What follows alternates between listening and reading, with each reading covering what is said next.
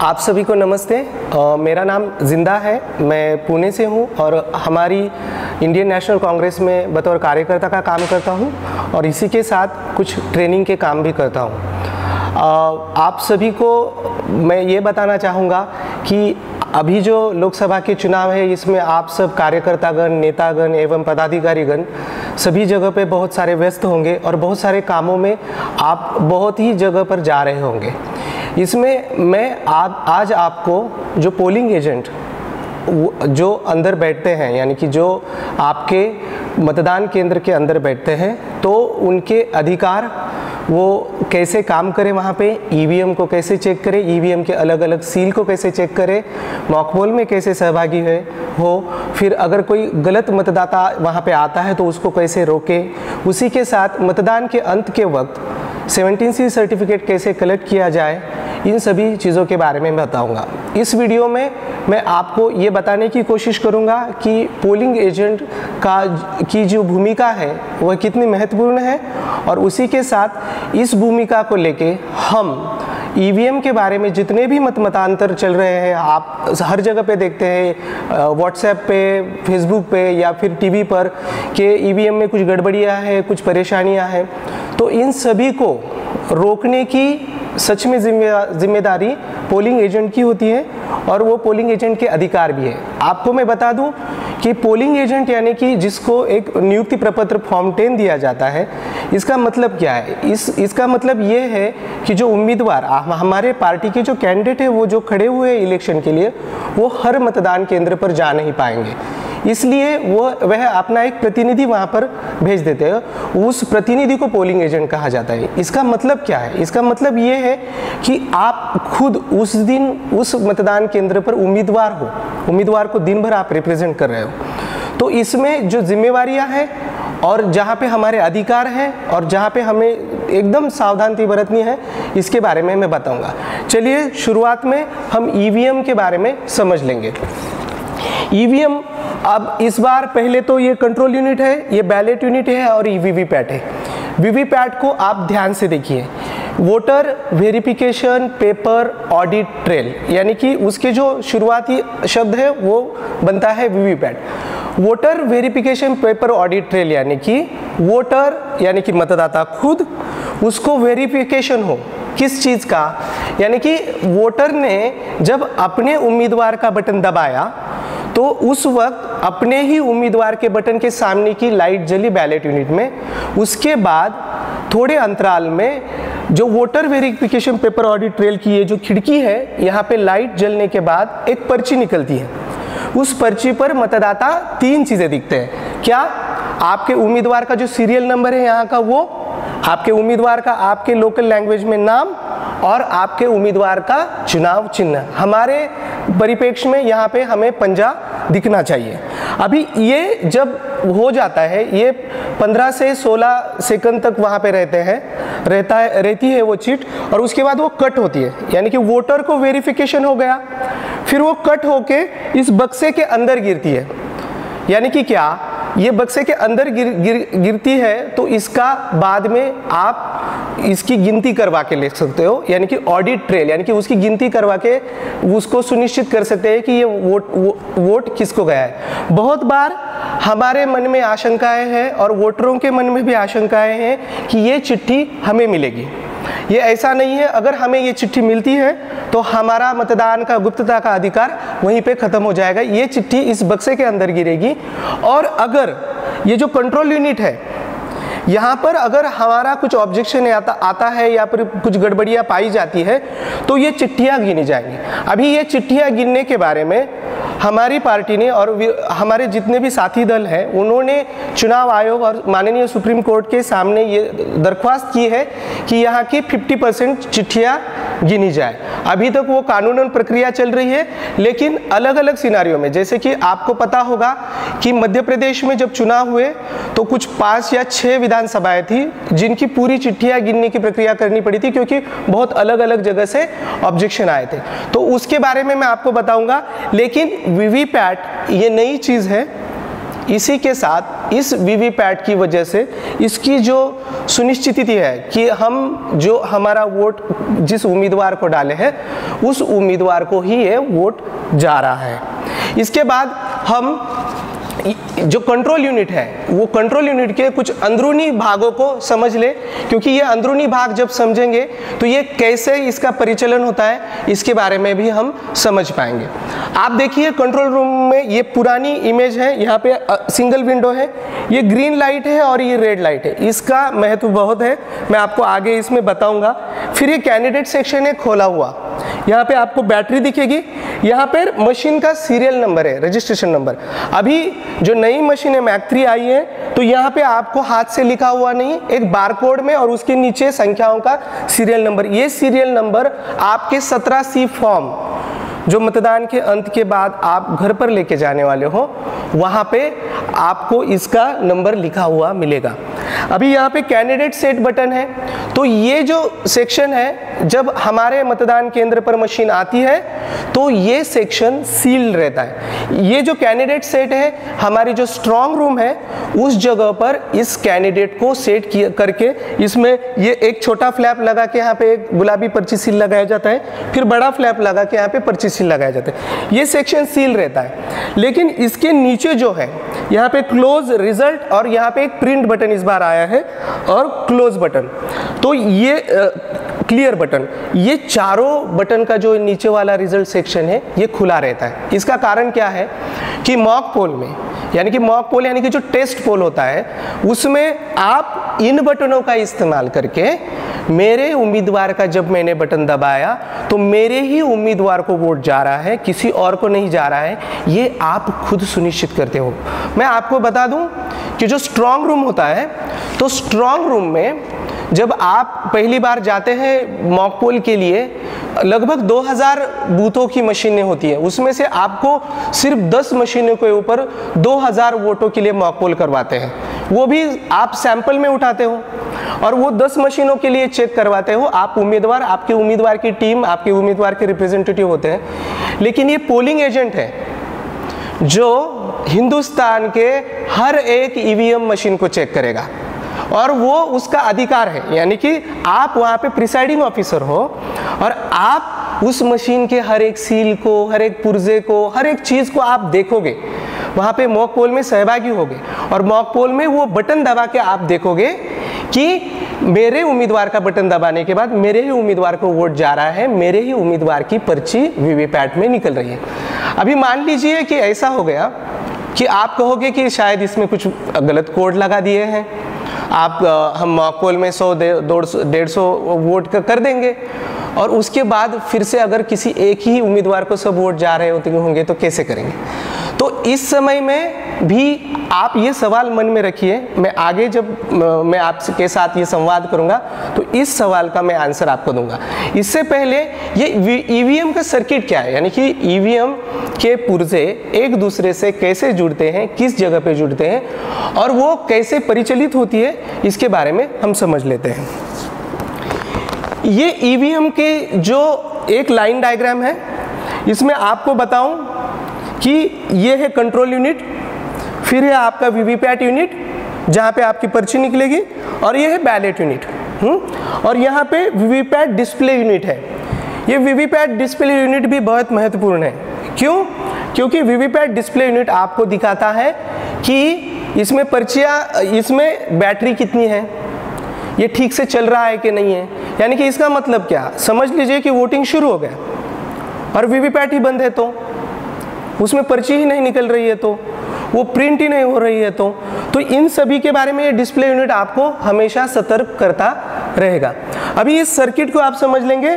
Control unit है, control unit के जो वायर है वो कनेक्टेड है आपके वीवीपैट को, वीवीपैट से कनेक्टेड है आपके बैलेट यूनिट को और वीवीपैट यूनिट से वीवीपैट डिस्प्ले यूनिट। यानी कि ये 6 तरीके से 6 पॉइंट हो गए, ऐसे ये वायर एक दूसरे से कनेक्टेड है। मैं आपको बताऊं, ईवीएम के ये पुर्जे अगर इस तरीके से जोड़े नहीं जाते हैं तो ईवीएम में स्टैंडर्ड एरर आता है। स्टैंडर्ड एरर यानी कि क्या, कि स्टैंडर्ड एरर 1 ये इससे जुड़ा हुआ नहीं है, स्टैंडर्ड एरर 2 ये इससे जुड़ा हुआ नहीं है, स्टैंडर्ड एरर 3 ये इससे जुड़ा हुआ नहीं है, ये इससे जुड़ा हुआ नहीं। जब तक ईवीएम के पूरे जो पुर्जे हैं वो एक दूसरे को इस विधि के अनुसार जोड़ नहीं जाते हैं, तब तक ईवीएम शुरू ही नहीं होती है। इसका मतलब क्या, कि मतदान की प्रक्रिया ही शुरू नहीं होगी। बहुत बार हमारे मन में आशंकाएं रहती हैं कि भाई वायर उल्टा जोड़ दिया तो क्या हो जाएगा, या फिर किसी को क्रॉस कनेक्शन करवा दिया तो क्या होगा। अभी इसके बारे में एक चीज़ मैं आपको अच्छे तरीके से बताता हूँ। देखिए ये कंट्रोल यूनिट है, कंट्रोल यूनिट पे बैलेट बटन दबाया तो यहाँ पे एक रेड लाइट, जो आपको मैंने यहाँ पहले इसमें दिखाया था कि यहाँ ऊपर एक ग्रीन लाइट होती है और रेड लाइट, एक छोटा सा आवाज़ आता है, यहाँ पे रेड लाइट लगती है, यानी कि क्या, ये सर्किट अब बिजी है। तब जाके आप आपके बैलेट यूनिट पे आपके उम्मीदवार का बटन दबाते हो। आपके उम्मीदवार का जब आप बटन दबाते हो तो आपके उम्मीदवार के बटन के सामने की ही लाइट लगती है। उसके बाद उसके बाद यहाँ पे वीवीपैट में आपकी पर्ची निकलती है उम्मीदवार की। वही 3 चीज़ें चेक करनी है, आपके उम्मीदवार का सीरियल नंबर, आपके उम्मीदवार का चुनाव चिन्ह, आपके उम्मीदवार का नाम, आपके लोकल लैंग्वेज में। इसके बाद यहाँ पे एक बड़ा आवाज़ आके ग्रीन लाइट लगती है। अभी इसका इंपॉर्टेंस क्या है मैं आपको बताता हूँ। देखिए जब यहाँ पे मैंने वोट डाला तो पहले यहाँ पे पर्ची निकली, वो मुझे 12 से 13 सेकंड तक दिखी, वो कट हुई, फिर उस बक्से के अंदर गिरी, उसी के बाद संदेश कंट्रोल यूनिट में गया है। यानी कि अगर हमारा यहाँ पे ऑब्जेक्शन है समझ लीजिए, तो हम पर्चियाँ गिनवा के ले सकते हैं।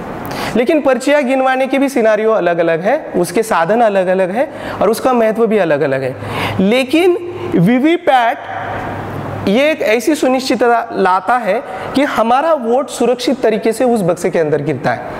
अभी इसमें आशंकाओं का जो सब हमारे मन में है तो उसको हम क्लियर कर दीजिए। मैं आपको एक चीज़ बता दूं कि हमारी पार्टी का जो ऑफिशियल स्टैंड है ईवीएम के बारे में, हम कहते हैं कि आप बैलेट यूनिट पे लेके आओ। अभी हमने कहा है कि आप 50% पर्चियाँ गिन लो। तो इसके साथ मेरा व्यक्तिगत अनुभव ये है कि इस ईवीएम में गड़बड़ी की आशंकाएं बहुत कम हैं जी। लेकिन ये मशीन है, मशीन में तो कुछ भी गड़बड़ हो सकती है, कभी भी हो सकती है। तो ये गड़बड़ियाँ जिस जगह पर जिस तरीके से होने की आशंकाएं हैं, उसी जगह पर आप पोलिंग एजेंट उसको रोक सकते हैं। क्योंकि अगर आपको कुछ गड़बड़ी दिख रही है, समझ लीजिए कि वीवीपैट में पर्ची ही नहीं निकल रही है, वो प्रिंट नहीं हो रही है, हाँ, तो उसमें आप क्या करोगे, उसमें आप वहाँ पे ऑब्जेक्शन लोगे। आप बोलोगे कि भाई देखिए आपको वीवीपैट बदलना पड़ेगा। इसमें आपकी मदद कौन कर सकता है? देखिए एक चीज़ आपको मैं बता दूं कि आपकी मदद वहाँ पे ऑब्जर्वर कर सकते हैं। हमारे जो बूथ खिड़की में बाहर जो लोग बैठे हैं वो झट से वहाँ पे ऑब्जर्वर को कॉल करवा सकते हैं, डिस्ट्रिक्ट कलेक्टर को, प्रिसाइडिंग ऑफिसर को। वहाँ पे आपका जो पोलिंग स्टेशन है वहाँ पे एक माइक्रो ऑब्जर्वर भी बैठा हुआ होता है, उसकी भी आप मदद ले सकते हो। आपको मैं ये बता दूं कि एक विधानसभा सेगमेंट जो है हमारे लोकसभा में, इसमें अगर समझ लीजिए कि 350 बूथ है तो 50 ईवीएम मशीन स्पेयर में रखी गई हुई होती है। क्यों?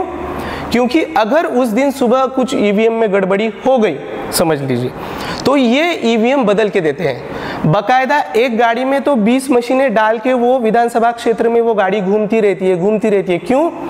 वक्त बचकर अगर कहीं पे समस्या आ रही है तो उस ईवीएम को बदला जाए।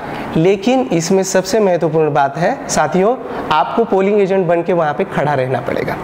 आपको उन सभी पुर्जों को देखना पड़ेगा, उसको चेक करना पड़ेगा। ये हो गया ईवीएम का जो प्राथमिक जो जानकारी है इसके बारे में। मैं आपको और एक चीज़ बता देता हूँ कि ये ईवीएम मशीन कोई सॉफ्टवेयर नहीं है, हाँ, लेकिन इसमें 2 चीज़ें बहुत ही इंपॉर्टेंट है कि इसका जो एलोकेशन है वो एक रैंडमाइजेशन नाम के सॉफ्टवेयर से होता है, जिसका इससे कुछ संबंध नहीं है, हाँ, लेकिन इसके अंदर एक मेमोरी चिप है।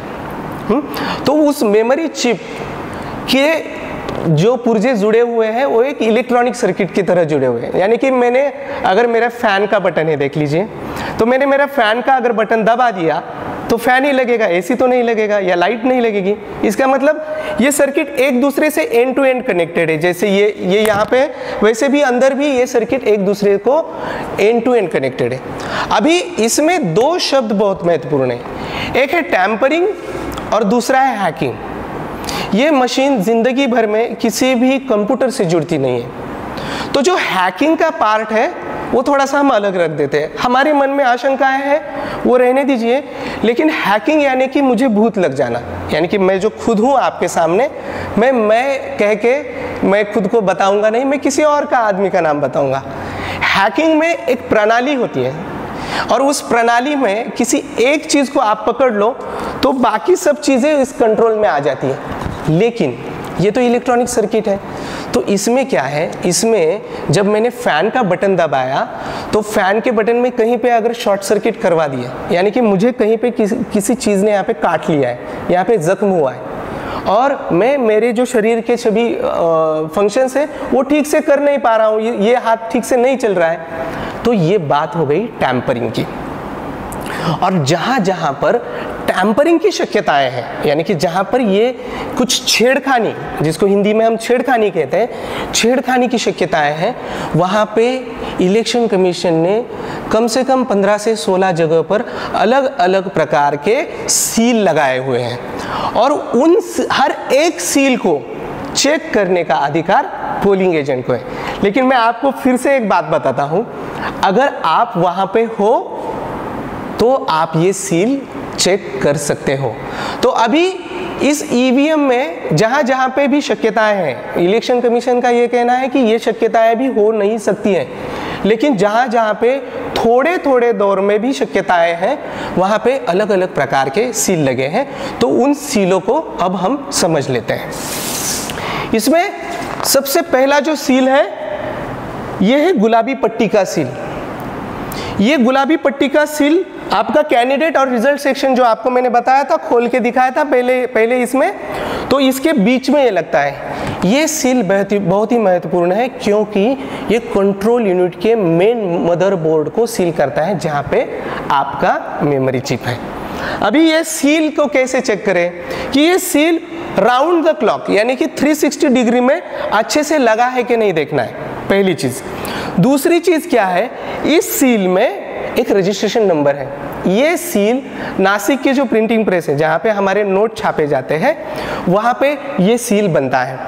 अभी इसका जो रजिस्ट्रेशन नंबर है आपका जो 17C सर्टिफिकेट है जो आप एंड में लेके जाओगे उसमें भी होता है। अभी आप ये कैसे सुनिश्चित करेंगे कि ये मशीन जब चेक की गई, कंट्रोल यूनिट जहाँ पे कैंडिडेट भी सेट किया गया, ये हमारे स्ट्रॉन्ग रूम में ही लगाया था, तो इस सील के ऊपर कुछ सिग्नेचर होंगे। किसके सिग्नेचर होंगे? हमारे कैंडिडेट के रिप्रेजेंटेटिव के, वहाँ के ऑब्जर्वर के, प्रिसाइडिंग ऑफिसर के, यहाँ पे सिग्नेचर होंगे। तो आपको देखना है कि इसके ऊपर कुछ सिग्नेचर्स किए हुए हैं क्या नहीं। तो ये सील आप जब ध्यान से देखेंगे, यहाँ पे समझ लीजिए ये सील कटा हुआ है। इसका मतलब क्या है? इसका मतलब ये है कि स्ट्रॉन्ग रूम में जब ये मशीनें रखी गई सब चेक करने के बाद किसी को ना किसी को किसी जगह पे तो एक्सेस मिला है क्योंकि ये सील टूटा हुआ है। ये सील अगर टूटा हुआ है तो आप ऑब्जेक्शन लेना है, आपको कहना है कि ये सील टूटा हुआ है सर जी, आप ये चेंज करवा के दे दीजिए। इसी के साथ आपका जो बैलेट यूनिट है, बैलेट यूनिट में जब हमारी बैलेट लगती है अंदर से तो यहाँ पे एक पर्ची सील लगता है। अभी ये जो पर्ची सील है, पर्ची सील गुलाबी रंग का है और पर्ची सील के बारे में आपको बताता हूँ 10 से 12 जगह पे ये पर्ची सील लगते हैं। उसमें हर पर्ची सील को ऊपर 5 चीज़ें लिखी हुई होती है। एक आपका मतदान का जो डेट है वो, दूसरा आपका जो विधानसभा सेगमेंट में है लोकसभा में उसका नंबर और विधानसभा का नंबर, उसके साथ आपके जो मशीन का रजिस्ट्रेशन नंबर है, यानी कि कंट्रोल यूनिट पे अगर लगी है तो कंट्रोल यूनिट का रजिस्ट्रेशन नंबर, बैलेट यूनिट पे लगी है तो बैलेट यूनिट का रजिस्ट्रेशन नंबर, वीवीपैट लगी है तो वीवीपैट का रजिस्ट्रेशन नंबर और फिर आपका बूथ नंबर। ये पर्ची सील क्या बताता है? हर जगह पे जब आप पर्ची सील देखते हो तो ये बताता है कि ये यही रजिस्ट्रेशन नंबर की मशीन है जो मेरे बूथ को आने वाली थी, ये मेरे ही बूथ को आने वाली थी क्या नहीं ये मशीन, उसका नंबर होता है। उसी के साथ ये वही मशीन है ना जो इसके ऊपर सील लगा हुआ है। ये पांचों चीज़ें और वही मतदान के दिन के लिए आई है ना, ये सब चीज़ें आप चेक करके सुनिश्चित करते हो कि जो स्ट्रांग रूम में मशीन रखी गई थी वही मशीन उस गाड़ी में डाल दी गई। उस गाड़ी से जब मेरे मतदान केंद्र पर ये मशीन आई तो ये वही मशीन है। तो ये सील तो अंदर से लगते हैं, ये तो आप देख नहीं पाएंगे, ये ऐसे बंद हो जाता है। और उसके बाद जो आपका बैलेट यूनिट है वो जब बंद हो जाता है तो वहाँ पे बाहर ये ऐसे आप वहाँ पे चेक कर लेते हो। इसके बाद आपको मैं बताऊं कि बैलेट यूनिट यानी एक ही बैलेट है।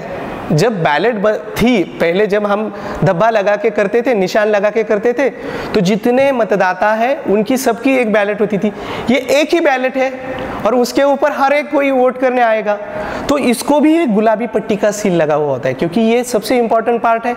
तो ये गुलाबी पट्टी का सील लगा है, उसमें भी वही चीज़ें आपको चेक करनी है, उसका रजिस्ट्रेशन नंबर भी आपको देखना है। इसके बाद ये जो कंट्रोल यूनिट है, कैंडिडेट सेक्शन में भी अंदर पर्ची सील लगते हैं जो आपको दिखेंगे नहीं, लेकिन कैंडिडेट यूनिट के बाजू में कंट्रोल यूनिट के बाजू में जो पर्ची सील लगे हैं उसमें भी वही 5 चीज़ें आपको चेक करनी है। हर वक्त आप ये इंश्योर करते हो कि ये मशीन यहीं पे लानी थी, ये जो सील लगाया है ये स्ट्रांग रूम में ही लगा है, और स्ट्रांग रूम में लगने के बाद यही मशीन जो हमारे मतदान केंद्र को आने वाली थी ये आप इंश्योर कर देते हो।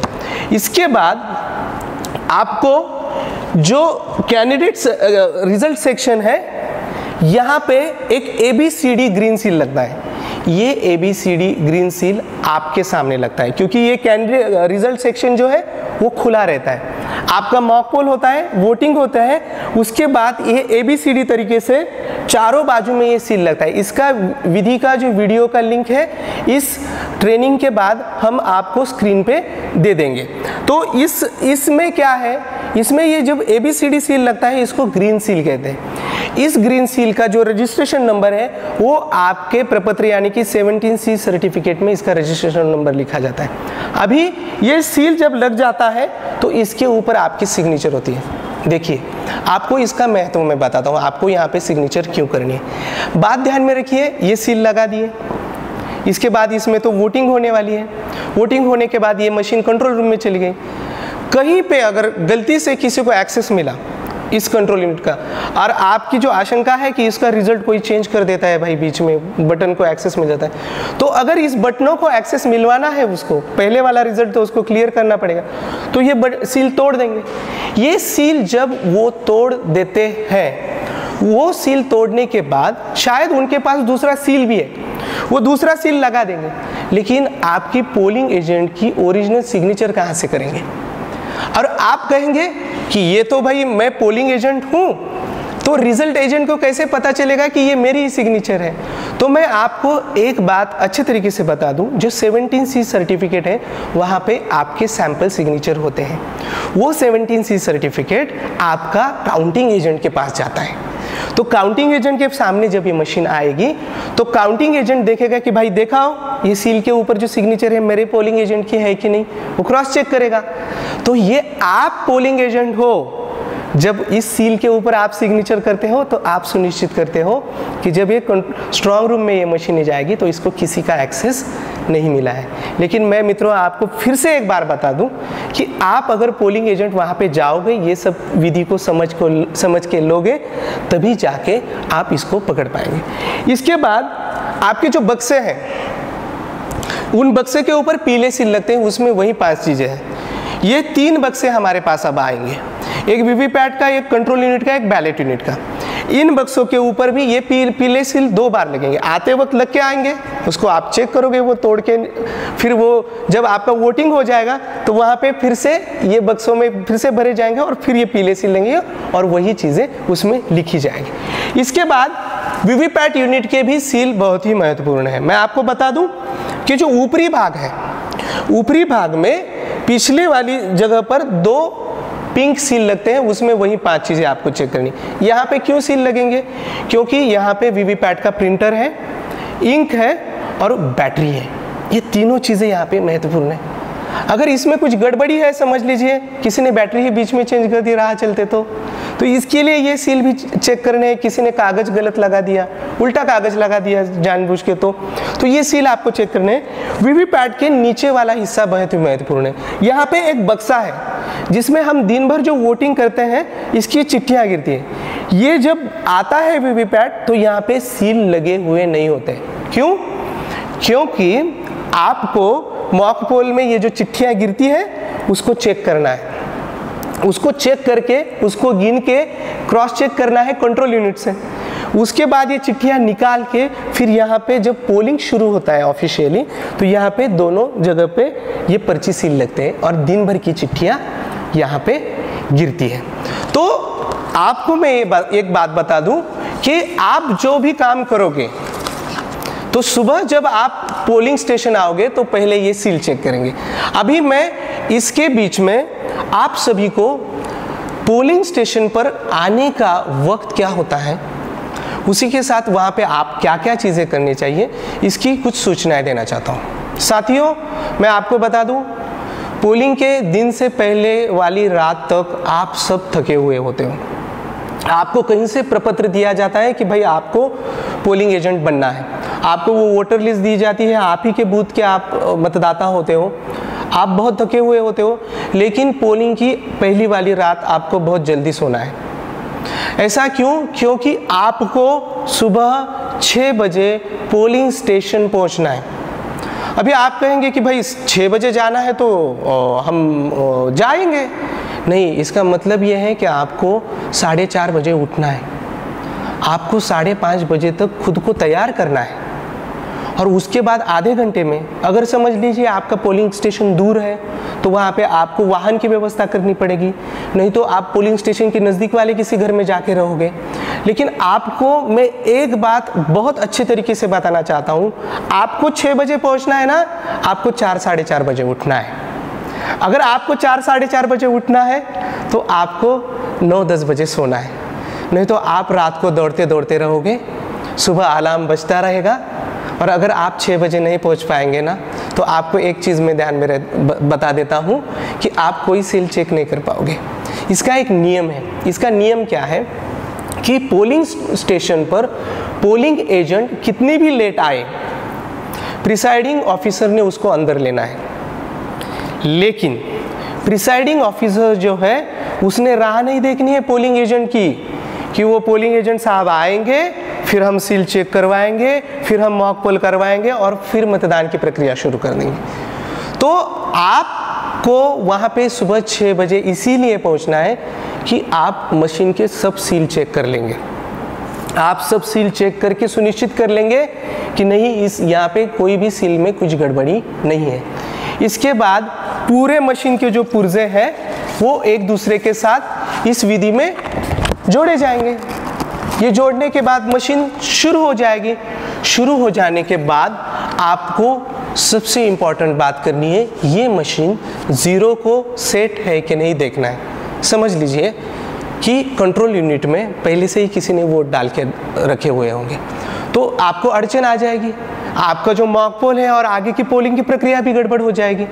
तो इसमें क्या करना है, जो आपका कंट्रोल यूनिट है ना, इसका कैंडिडेट रिजल्ट सेक्शन खुला है, उसमें टोटल बटन दबा के देखना है। टोटल बटन दबा के बाद यहाँ पे स्क्रीन पे 0 आ रहा है कि नहीं, total number of voters, vote 0 है कि नहीं देखना है। अगर उसमें कुछ पहले से वोट डाले हैं तो वहाँ पे क्लियर बटन है, क्लियर बटन दबा के आपको उसको 0 को सेट करना है। ये प्रिसाइडिंग ऑफिसर का भी जॉब है, लेकिन आपको भी देखना है ना, आप भी वहाँ पे प्रिसाइडिंग ऑफिसर हो ना, आपको भी वहाँ पे प्रतिनिधि बना के भेजे हैं, तो ये आपको अच्छे तरीके से चेक करना है। इसी के साथ समझ लीजिए कि इसके बक्से में पहले से ही किसी ने चिट्ठियाँ डाल के रखी होंगी तो वीवीपैट का लैच का पीछे का हिस्सा खोलना है, उसमें कुछ पर्चियाँ है कि नहीं वो भी देखना है। ये दोनों जगह पे आपको 0 को सेट करना है। इसके बाद मॉक पोल की विधि शुरू होती है। मैं आपको बताऊं, मॉक पोल जब तक ऑफिशियली हो नहीं जाता है तब तक ऑफिशियली पोलिंग की प्रक्रिया शुरू नहीं होती है। लेकिन मॉक पोल के लिए और इन सभी विधियों के लिए आपके प्रिसाइडिंग ऑफिसर आपका राह नहीं देखेंगे, इसके लिए आपको वहाँ पे रहना है। अभी एक बार मॉक पोल शुरू हुआ तो लीगली मॉक पोल कम से कम 50 वोट के लिए करवाना है। हाँ, यहाँ पे बैलेट बटन दबाया, मैंने जो आपको विधि बताई थी, रेड लाइट जलेगी, फिर आप आपके उम्मीदवार का बटन दबाओगे, आपके उम्मीदवार की चिट्ठी निकलेगी और आपके ही उम्मीदवार को वोट गया है सुनिश्चित होने के बाद यहाँ पे ग्रीन लाइट लगेगी। अभी आप मॉक पोल को दो तरीके से बहुत अच्छे तरीके से समझ के ले सकते हैं, जहाँ पे दो तरीके से आप रिजल्ट को वहीं के वहीं चेक कर सकते हैं। आपको मैं बताऊं, ये आप ही है जो ईवीएम के रिजल्ट को दो तरीके से यानी कि 2 बार खुद चेक करवा के ले सकते हो। ये काउंटिंग एजेंट भी नहीं करता है और प्रिसाइडिंग ऑफिसर या फिर आपके जो स्ट्रांग रूम है वहाँ पे भी नहीं होता है। कैसे, मैं आपको बताता हूँ। आप एक बार आपके उम्मीदवार का बटन दबाने के बाद आपकी चिट्ठी निकली, आपने चिट्ठी देखी, दूसरे उम्मीदवार का बटन दबाया तो दूसरे उम्मीदवार की लाइट जल रही है कि नहीं देखना है आपको। किसी तीसरे उम्मीदवार को वोट जा रहा है तो भी आपको ऑब्जेक्शन लेना है। क्यों? क्योंकि कोई इंडिपेंडेंट उम्मीदवार खड़ा होगा, उसको वो वोट जा रहे हैं तो खामियाजा हमें भरना पड़ेगा। तो इसमें हर वक्त जब हम बटन दबाते हैं तो हमारे उम्मीदवार का ही बटन के आगे की लाइट लग रही है, हमारे ही उम्मीदवार की चिट्ठी निकल रही है। देखिए यहाँ पे मिनिमम 50 वोट के लिए बोला है, मैक्सिमम कितने वोट के लिए बोला है ये नहीं है। तो आपको रिक्वेस्ट करके वो 100, 150, 200 वोट के लिए लेके जाना है। लेकिन इसमें एक बात आप ध्यान में रखिए, आपको विनती करनी है, आपको उनको रिक्वेस्ट करनी है। मतदान प्रक्रिया में किसी भी प्रकार की बाधा आपको करने का अधिकार नहीं है, वह गैर कानूनी कार्रवाई हो सकती है। इसके लिए आपको जो भी आप काम करोगे वो सब विनती पूर्वक आपको करना है। इसमें एक चीज़ मैं भूल गया, मैं माफ़ी चाहता हूँ आप सभी की। जब आप पोलिंग स्टेशन आओगे तो पोलिंग स्टेशन में आने के बाद आप जो प्रपत्र देते हो तो आपके उम्मीदवार के नाम का एक बैज आपके नाम पे आपके जेब पे लग जाएगा और आपको एक जगह बैठने के लिए दे दी जाएगी। जब ये मॉक पोल के पूरे वोट हो जाते हैं, पूरे वोट हो जाने के बाद जितने भी वोट डाले हैं वो सब पर्चियां यहाँ पे गिरी है इस बक्से के अंदर, फिर यहाँ पे डिब्बी खोल के क्लोज बटन दबाया जाएगा। यहाँ पे सिग्नल आएंगे, polling starting time, polling ending time, polling date, उसके बाद total number of votes, total number of voters. ये पांचों चीज़ें आपका जो मॉक पोल का सर्टिफिकेट है वहाँ पे लिखी जाएगी। ये पोलिंग स्टार्टिंग टाइम और एंडिंग टाइम और डेट का बहुत ही महत्व है, मैं आपको इसके अंत में बताऊंगा। और ये सब चीज़ें जब है इसके बाद रिजल्ट बटन दबाया जाएगा। रिजल्ट बटन दबाने के बाद आपके उम्मीदवार को, उम्मीदवार 1 को कितने मिले हैं, 2 को कितने मिले हैं, 3 को कितने मिले हैं, 4 को कितने मिले हैं, यहाँ पे आप चेक कर लेते हो। आप ये लिख लेंगे, एक चिट्ठी पे लिख लेंगे ये पूरा रिजल्ट। अभी आपकी आशंका इसके ऊपर है। उसके बाद वीवीपैट में तो हर एक वोट की एक पर्ची गिरी है कि नहीं, तो वीवीपैट का लैच खोला जाएगा। वीवीपैट के पीछे की लैच खोल के हर एक पर्ची को गिना जाएगा। अभी यहाँ पे जो रिजल्ट लिखा है, आया है, वो आपने पर्ची पे लिख के लिया है। उसको क्रॉस वेरीफाई किसके साथ करोगे? आप वीवीपैट की पर्चियों के साथ करोगे। अभी ये दोनों चीजें, ये जो यहाँ का रिजल्ट और वीवीपैट का रिजल्ट, दोनों एक साथ जुड़ने चाहिए। ये जब जुड़ते हैं इसका मतलब क्या है कि यहाँ पे कुछ गड़बड़ी नहीं है। आपको बताऊं, ये वीवीपैट की जो पर्चियां हैं इनको गिन के उसका रिजल्ट एक फॉर्म पे लिखा जाता है, एक एफिडेविट पे लिखा जाता है। उस एफिडेविट के नीचे जितने भी आप पोलिंग एजेंट हो, उन पोलिंग एजेंटों की सिग्नेचर ली जाती है। वो पूरा रिजल्ट लिखने के बाद नीचे फिर आप सिग्नेचर करते हो और आप कहते हो कि मेरे उम्मीदवार का मैंने यहाँ पे बटन दबाया, मेरे ही उम्मीदवार को वोट जा रहा है, यहाँ पे भी वही वोट रिकॉर्ड हो रहा है, यहाँ पे भी वही पर्ची निकल रही है। तो साथियों, आप ही हो जो एक रिजल्ट 2 बार चेक करते हो, आप ही हो जो मॉक पोल के सर्टिफिकेट के ऊपर सिग्नेचर करते हो और आप कहते हो कि इस मशीन में कुछ गड़बड़ी नहीं है। इसका मतलब क्या है? इस मशीन के बारे में हमारा भी एक दायित्व है। हम वहाँ पे प्रिसाइडिंग ऑफिसर हैं। जब तक हम ये चेक नहीं करते हैं और उसके ऊपर सिग्नेचर नहीं करते हैं, तब तक ऑफिशियली मॉक पोल शुरू नहीं होता है। इसमें ऑफिशियली आपका रेगुलर पोल शुरू नहीं होता है। इसमें अगर किसी भी प्रकार की गड़बड़ी है, मशीनें ठीक से नहीं चल रही है, आपको ऑब्जेक्शन लेने का अधिकार है। वो ऑब्जेक्शन ये करके आपको मशीन के पुर्जे भी चेंज करवाने का अधिकार है। समझ लीजिए कि ये मशीन चेंज कर दी गई कि कुछ गड़बड़ी है।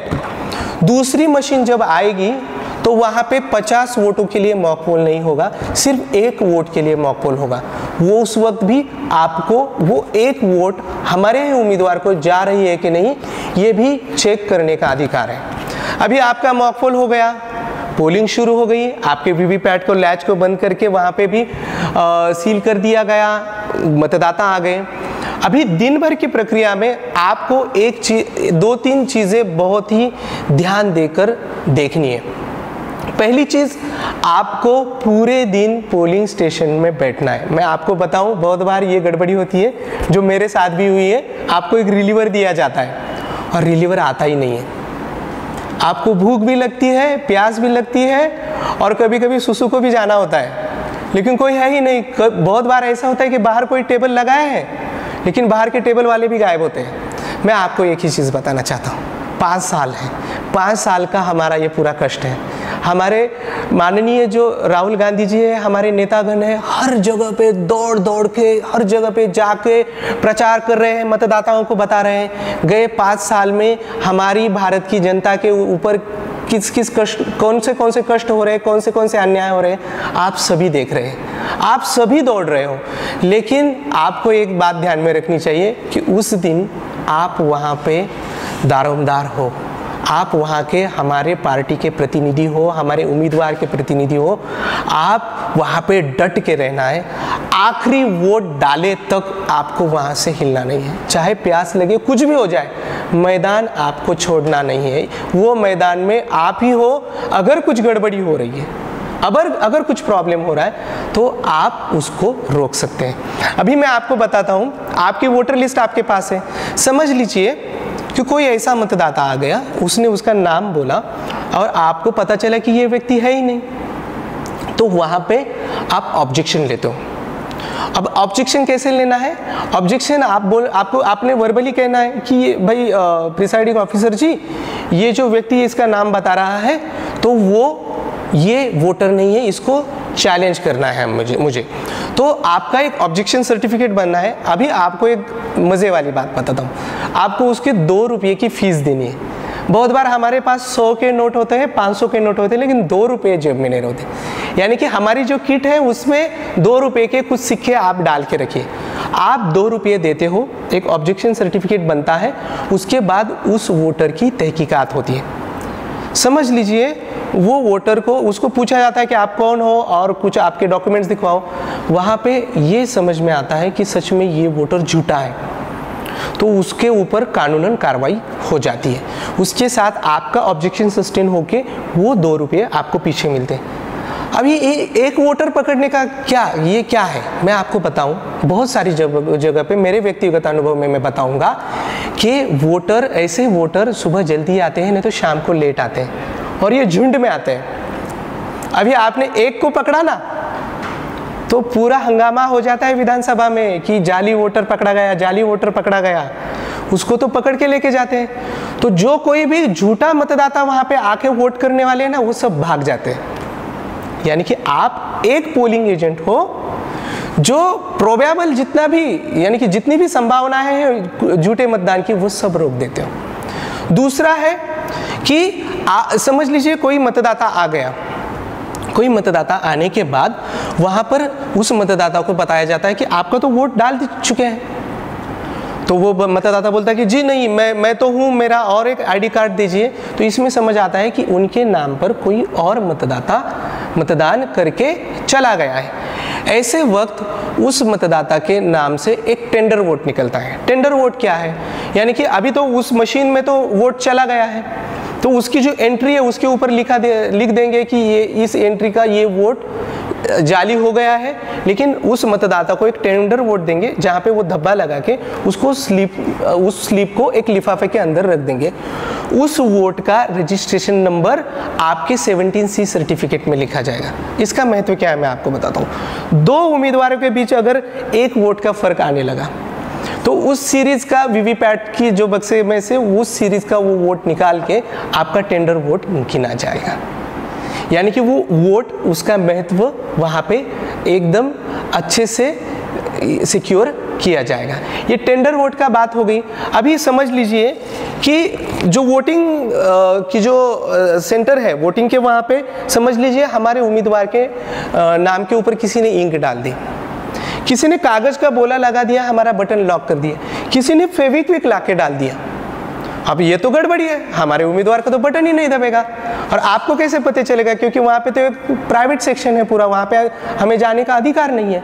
लेकिन आपको हर कोई मतदाता जब वोट डाल रहा है तो उसके ऊपर ध्यान देना है। अगर कोई संदिग्ध व्यक्ति संदिग्ध चीज़ें करते हुए हमें लगे तो हमें वहाँ पे प्रिसाइडिंग ऑफिसर को रिक्वेस्ट करना है। आपको अधिकार है मतदान केंद्र में बारी बारी में जाके आपको हर एक मशीन को पुर्जे को चेक करने का, आपको हाथ लगाने का अधिकार नहीं है।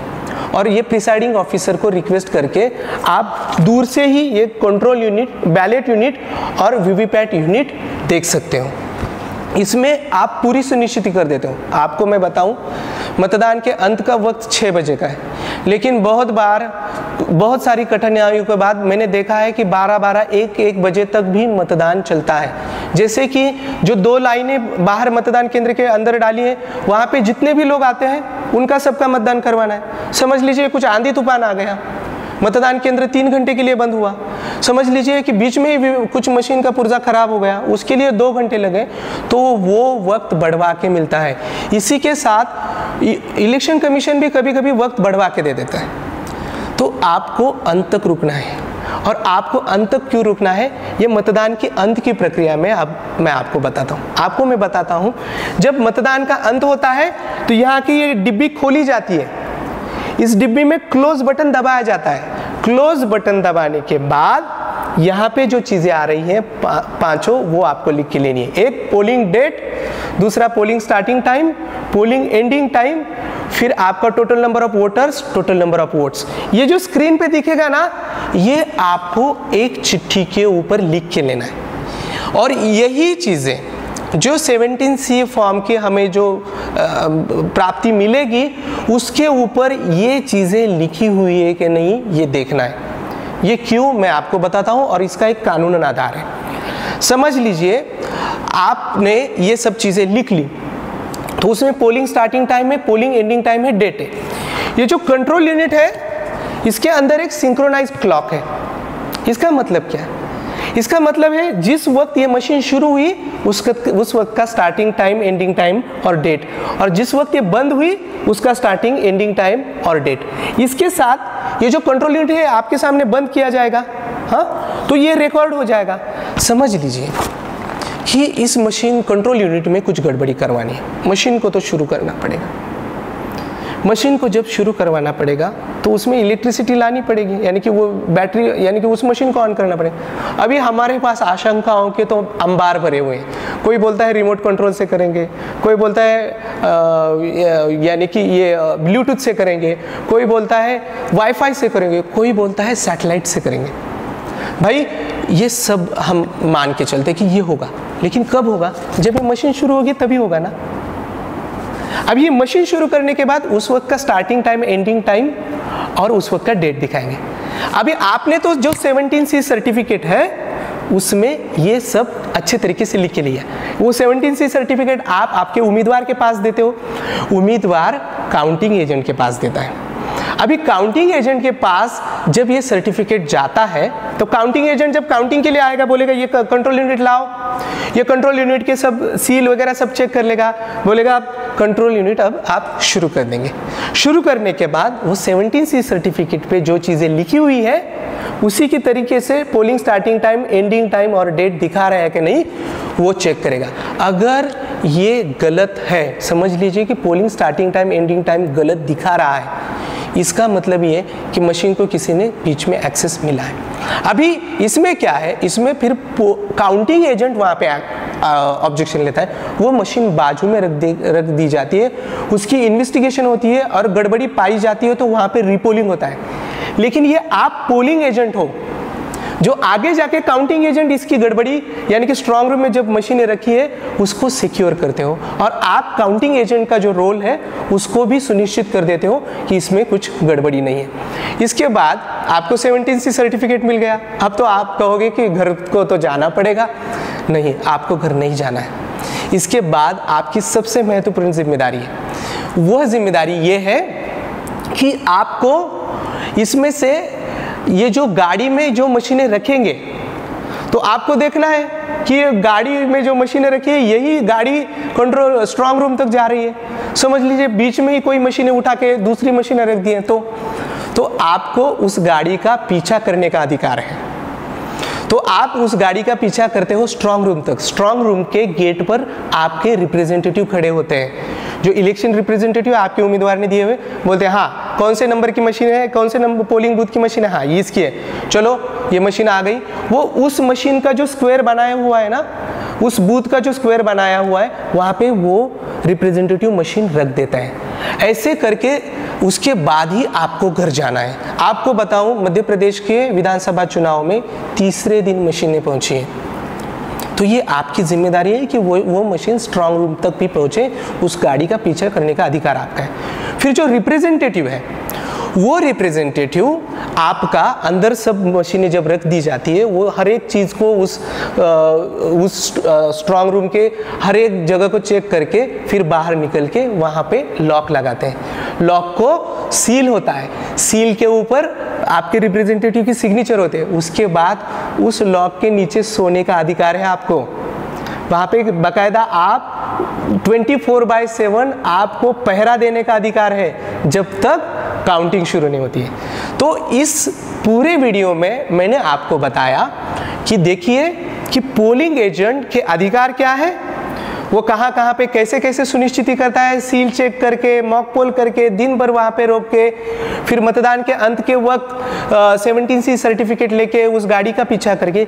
ये सभी विधि में आपके बूथ पर जो मतदान हुआ है वो मतदान अच्छे तरीके से हुआ है, उसमें कुछ गड़बड़ी नहीं है, ये सुनिश्चित करते हो। मैं आपको बताऊं, हमारी देश की जनता के मन के भीतर बहुत बड़े सवाल है ईवीएम को लेके।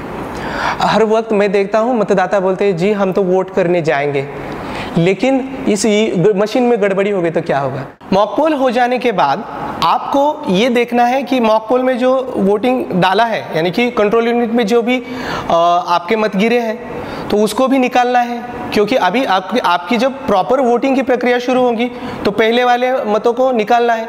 तो क्लियर बटन दबाते हैं आपके प्रिसाइडिंग ऑफिसर और वो क्लियर हो जाते हैं, और फिर वो मशीन फिर से सेट हो जाती है आपके दिन भर के मतदान के लिए। इसी के साथ वो चिट्ठियाँ निकाल ली जाती हैं वीवीपैट से। तो वीवीपैट से चिट्ठियाँ निकाल के वो एक बक्से में रख दी जाती है सील करके। उसके बाद आपका वीवीपैट सील होता है तो वो भी 0 को सेट होता है। यानी कि इसमें मॉक पोल के बाद भी आपको ये सुनिश्चित करना है कि दोनों जगह पर मशीन 0 को सेट है।